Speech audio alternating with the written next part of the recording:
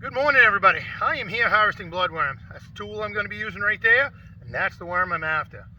You can see the top of this worm right here. They actually have what they call a proboscis that comes out, and they actually have 4 fangs and bite. These are excellent fishing bait. People use them a lot in saltwater fishing. They'll use them for striped bass, flounder, fluke, whiting, sheep's head, spot, croaker. They'll use it for catfish, white perch, yellow perch, many types of fish. But this is what we're after right here. And you need to watch out for the top of that worm right there. That proboscis is where they got the 4 fangs. These things can actually bite. Let's see if I can find some. Just wanted to bring you along. This is how I turn the mud over and look for the worms. Some places is more shallow. This here I'm only going probably that deep. Some places are much deeper. There's a worm right there. That's what we're looking for. There's your bloodworm right there. That's it. Look, look, look, look. Check that out. That right there is the proboscis that comes out. That's what can bite you. That's where the 4 fangs are. These actually feed on microorganisms. They feed on other worms and stuff like that in the mud flats. These other worms that you see, that you might think are bloodworms, like that's a milky ribbon worm. There's tapeworms in here. Milky ribbon worms. There's also sandworms in here. Some people actually call these tapeworms, but that's actually a milky ribbon worm. So there's several types of worms that are in the mud. There's another bloodworm right there. Check that out though. That's what we're after. Look, look, look at how that shoots that out. It's really cool watching it. But you definitely want to be careful. So that's our second one right there. Let's see if we can find another one. I just wanted to show you how I find them.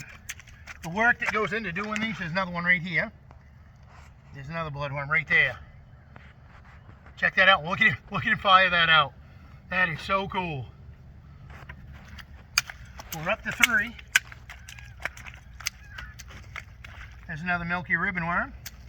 We're not taking any of the other worms. All I'm doing is focusing on the bloodworm. Another milky ribbon worm. Some places are more abundant than others with any type of worms, whether it's bloodworms, sandworms, milky ribbon worms, what have you. It's basically just going through the motion and looking. Nope. Thought there was one right there. So we got 3 so far. We've seen several milky ribbon worms. Another one going right there.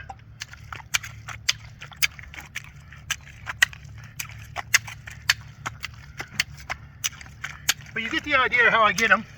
There's another one right there. That one there, I nicked it though. I'm gonna put that back.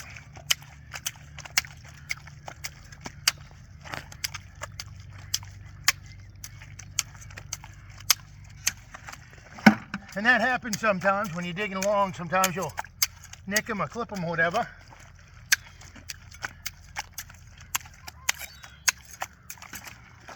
You can tell that sometimes it can take a while to find these worms.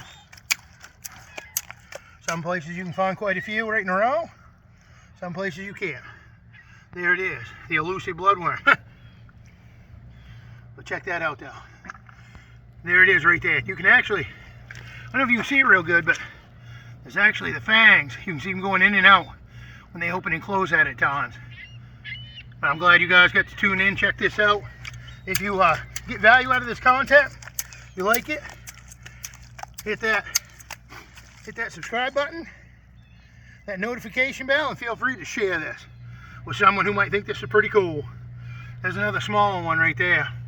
But even though they're small, they can still bite you. I hope you guys all have a great day.